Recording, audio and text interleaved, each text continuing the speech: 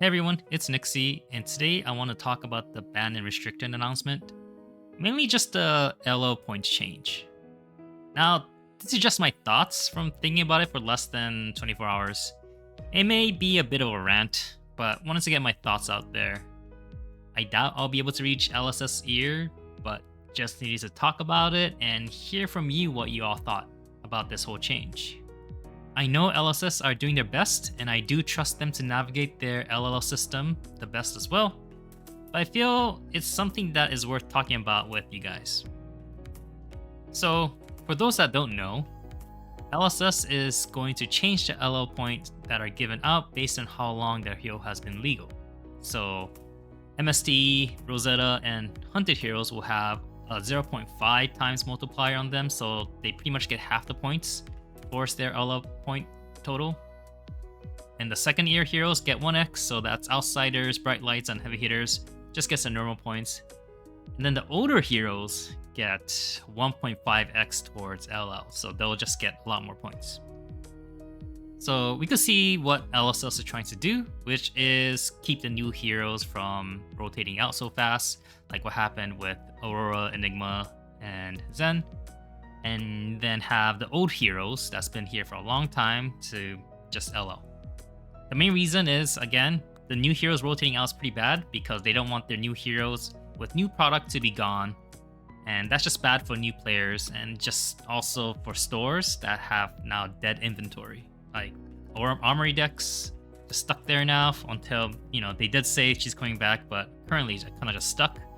And boxes of Mistveil, I think there's a lot of them now, right? Even in Japan with the second wave, most people are not going to get it now because 2 out of the 3 heroes are gone and new is close behind. So just dead inventory is bad. And then for the older heroes, getting rid of them should help with, not too many heroes, so getting rid of hero bloat. And maybe just new player styles will emerge from just those heroes with their signature weapons being gone. Which, is fine. And I think that's part of the LL system. But I think they're going about it the wrong way, and I see a lot of future issues. Let's look at the first bullet point. If this system was in place from, let's say, Mistveil, they would still have Enigma, Zen, and Aurora still around with just half their points. Even Florian, who skyrocketed after Aurora and Enigma left, will still only be half points of where they are right now. Could you imagine playing in the same meta for another few months, maybe even longer, before the next set dropped and hopefully shakes up the meta? Most will say probably not. They'll probably find it very stale, and they'll probably be hating the top decks right now. So this means that LSS will need to respond with more bans and restrictions, right? And they said they're going to do that. They're going to be a bit more aggressive. But what would that mean? So the key important thing will be how fast they will respond to these meta shifts and how aggressive these bans and restrictions will be. Let's take, for example, Enigma. How aggressive will they be with these bans? Like, will they ban Traverse and Miragai to make Enigma weaker? How much will they end up gutting her to make her in line and not so oppressive to some of these heroes? And then the question also be, will they end up banning these cards after a month of feeling how the meta went? Or would they just wait until the new set comes and then maybe they're like, oh, don't worry, things will be better then. But that's could be, a couple months. And then, what if they end up banning too aggressively and they remove too much of her kit? Then what if her identity becomes so bland and kind of like boring that a lot of people lose interest in her? A lot of people love playing Flesh and Blood because of the awesome heroes that they play as. So losing their identity and playstyle can be very hurtful. And then, if they feel like they banned too much or restricted too much, do they walk back and say, have some cards back to become a top meta hero again? And how will the players react to all this back and forth of banning cards, restricting cards? It gets very complex and messy, I think. Or, like I said earlier, maybe they'll say that the next set, don't worry, they'll have cards in it to make her stronger. But I think that's kind of hard because it probably wasn't something they could have tested and accounted for. It's really hard to predict the meta of what everything's gonna be like. And unlike digital games, LSS can't just, add cards and give it to people like patch notes. So they'll have to just work with the cards they have. So most of the time, just removing cards or changing them and erratas. And I don't think they like erratas, so I think they'll just be like restrictions and bans, which is messy again.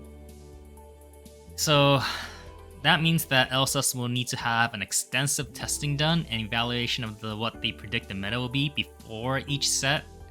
And that's really hard to do because they're usually planning 2 to 3 sets down the line. So even if they're right 90% of the time, if they're off that 10% of the time, depending how bad it is, the whole meta could be just very messy and unfun for a lot of players. And then they'll just have to wait for LSFs to do something. And so let's look at some examples of LSS having some difficulties with testing. So remember the time Nito was banned? LSS knew that it was going to be an issue, but they wanted to wait to see if the player base could figure it out and know that how strong Nito will be. And guess what? The players did, and many people bought cards really early because they knew it was going to be a super strong item with Ira. Then a week or so later, LSS made an announcement for emergency ban saying, sorry, you guys figured it out, it's banned now. So a lot of the competitive players were upset because not only did they buy these cards ahead of time because they knew it was going to be good, they also spent hours testing for it for a big tourney coming up within the next month. And players also felt disrespected that LSS didn't believe that the players could figure it out and should have just banned it before they even bought those cards and all those spoilers happened. But that's not fair because players don't always figure out what the best deck is, right? I mean, there's been times when they have, like with Icelander, with Hamilton, but that's not always true because they have said that there's been decks that they were tested internally and that was busted, but players never figured it out. So if LSS just banned those cards from future, sets because they knew that there was a possibility of a broken deck that players may figure out, then that'd be kind of weird. Because in this case, players didn't figure it out, so banning some card wouldn't have done anything. It just restricted his stuff that players may have wanted for a different playstyle. So it's just really hard. I'm not sure how LSS will be able to handle this going forward, and we'll have to just wait and see. Alright, now let's talk about the third bullet point, which is what I personally have a gripe about, which is the giving old heroes 1.5x multiplier on LO points. So, first of all, who plays these older non-meta heroes? I know one example, me. And people like me that love the hero design and the hero's game style and play patterns. And I don't know if I speak for everyone, but do we care if we win these top events? No, but of course it would be nice if we did. But hopefully we do well enough to win those armories and maybe some RTNs and PQs. And, for these big events, people get excited when an underdog hero does well in a big tournament. An example is Eugene on Rhinar. A lot of people are excited when he was doing so well in that one big tournament, right? He was able to navigate certain matchups and be able to do aggressive playstyles and knew what to do, knew the ins and outs, when to take risks, when to not. And, a lot of people don't really consider Rhinar because he's not a good hero, but he put in the time and dedication to learn all the matchups and knew what to do. So I think that's really cool to see. And I think he should be rewarded for all his dedication for putting all the time and effort into that hero. And there's, of course, all these other specialists too, right? And yeah, I think taking away feels pretty bad if you just LO them very fast. And a lot of times, those heroes do well because people like me love to find all the niche and strength and weaknesses of the hero and exploit it towards those top meta heroes. And since those heroes are usually underpowered, we all get to learn and try new things, so players get to stick with that hero for a long time and just learn how to play that hero. And then we can share our thoughts to others and have them try it out, test and iterate. So again, this is not only me. I'm sure like Eugene and Tail and all these other specialists love to, share their ideas and their thoughts on how they play the matchups and navigate it. Um, they're not shy about it at all. And I think that's a really cool community to have. And there are so many hero-specific discords because, again, people love hero crafting and sharing those ideas. Also does an awesome job of making people fall in love with these heroes, and I don't think that's a bad thing at all, right? So forcing them to rotate out faster with 1.5x speed just seems bad. I know that LSS wants old heroes to rotate faster, but this way of just 1.5x just seems wrong and lazy. Is that the right word? We're going to have a lot more heroes for a long time because the first bullet point where the new heroes just stay for a while, and older heroes are not going to rotate away unless they get new cards or the meta changes to have them be strong, because currently they're just going to be underpowered. So let's look at two different scenarios. One where the old hero stays bad, crawls over the finish line, and the other where they get powerful cards or the meta shifts and they end up doing well. So let's start with the no change and they stay bad. Here's an Excel sheet that Josh made to show how these LL changes would look like if it was implemented during the Hunted set. He shows how the LL points will be absorbed by the new heroes, so nothing really changes, they just kind of stay longer, right? And I'm gonna just kind of focus more on the older heroes that are highlighted in red. I also put the current LL points to show what they're at now, so we can see what they would look like with these changes. So let's look at the ones that got, I guess, just less than 50 points.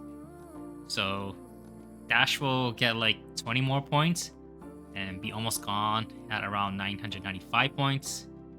Fine, Bravo will get some points, but they'll still not be close to LL. Same with Dory, she gets some more, but not much. And same with the rest of the older cast. So nothing really changes too much just from the Hunted set. So a lot of people say, see, this 1.5x isn't bad. You're just overreacting. There's nothing to worry about. But if this 1.5x was around since, let's say, last set, Dash will definitely be gone. Not sure about the others, but, they'll just crawl across the finish line a little bit faster. Which, again, it's not a bad thing. I think that's fine that Dash LL's just a little bit faster. But let's look at the other heroes. So let's look at Azalea and Kano that got more than 50 points. Those heroes shot up after Enigma and Aura LL because the meta shifted to be a more defensive meta, and those two heroes were able to exploit that. And I think that's very cool. And if this new LL change was made, Azalea will now be sitting around 60 more points, so around 990 points. And if we count from Rosetta, with her wins from RTNs, she would definitely be gone by now. Which, again, fair to say that she was able to go out with a nice bang, and during Hunted set she was able to exploit the meta, so that's pretty cool. But that also means that we don't get Death Dealer from Marlin, which would have been an interesting playstyle people could have tried. Luckily, we can see how Marlin does because we still have DD and Azalea still around, right? And Azalea will also be able to be played, so she gets to play with all these new powerful cards. So it'll be very interesting at Nat, how she does. So I think her not LAing makes things kind of interesting for her. So I'm pretty happy for the Azalea fans. And then let's look at some other older heroes that did well in the previous metas, like Viserai and Dory for sure. Viserai from the Rosetta and Heavy Hitters did some pretty good stuff for Dory. Not the way I wanted, but I'll get into that. So for Viserai, he was always an interesting hero because he kind of sucked a lot in the beginning. He just had really clunky hands, didn't function well. And then suddenly he got super strong with some cards like Sonata and Skeletor. That combo was super strong, right? But then, of course, they're banned. And now he kind of just skyrocketed, then kind of plateaued for a while and didn't do anything for a long time. And finally, he got some strong cards and more fleshed out toolkit from Rosetta. So with that 1.5x change from Rosetta, he probably would have LL much faster, so Vids enjoyers wouldn't have been able to play him for that long and enjoy the new cards and playstyles that came with it, which would be kind of upsetting, I think, because you finally get a set and you can't really play for that long. And then for Dory, oh man, we could talk about impacts of this LO change because, we're here for Dory. But I'm not going to try to ramble too much. But she got some powerful kit in heavy hitters, and it wasn't for Dawnblade, but for Hatchet, which I find so annoying. Because sure, Hatchet was strong in that meta, because it all came down to good numbers, because there wasn't a lot of disruption, so it was about who could do good numbers during that time. But it was such a boring way to play that hero. And it's not a playstyle that I signed up for when I chose to play Dory and spend all my time and effort into play her. And it wasn't a way I wanted to play her. I even made a video on how to beat Hatchet Dory because I just didn't want her to get points that way. It just felt so bad. And if they had 1.5x during that time, she probably wouldn't have LO'd, but would have gotten kind of close to it. And for me, as a specialist, for a hero getting most of her points in such a unfun, boring, degrading way just feels wrong. That's just my feeling as someone invested in a hero and loved the original playstyle, which was Dawnblade. And with Dawnblade, I don't mean just aggro. It can just be mid-range control, trading blows, doing a lot of mind games, right? But she has the aggressive side that she could be played into. Her weapon of Dawnblade is so unique and interesting that it's a shame if she LLs, because she was just reduced down to a boring number stack. And where's the fun in that? And now looking at the future, she's already at 600 points, which is okay. She still has some runway, but this LL change could change that in a heartbeat. Let's say the meta shifts again, or a new card printing that makes her finally strong. Even with Dawnblade, like, yes, finally. All those memes about Dory's meta is here, it's not finally a joke, and it's finally true. And we get to play her for like RT or PQ, and then she just LLs in like 2 weeks. Wow, like, that'll feel so bad. Spend 5 years playing a hero, grinding it out, and just for her to LL when she finally gets some cards. Like, why? Like 2 weeks of playing time, that's so bad. And we could even transfer this thought to our old boy Bravo. He's sitting at 770 points, so much closer. And people like Kale and others who were devoted to Bravo had to theorcraft and navigate ways to play the meta, while oppressive heroes like Enigma and Mistville and also New was introduced. They had to like find ways to navigate that, so maybe they changed to like CYB to make sure that New doesn't banish their blue cards and be able to win that way. So they had to innovate, which is really cool. And now they're finally able to get a mastery pack that will hopefully give them the tools they need to come out of the dungeon, put away their CYB, and play the way they wanted to by dominating and crushing opponents. That's awesome. But with 1.5x LL change, you might like LL in the first week. Like, sorry. Like, you finally got your set, you put all your hours in, your time theorcrafting, and you get to play him like the way you want to, but he's gone. Please play this new hero instead. This feels so bad, man. So, if these old heroes are just under par, I feel like just let them stay under par and crawl over the finish line with maybe some specialist people. Or give them powerful cards that lets them LO faster than normal. I just don't think they need that 1.5x boost.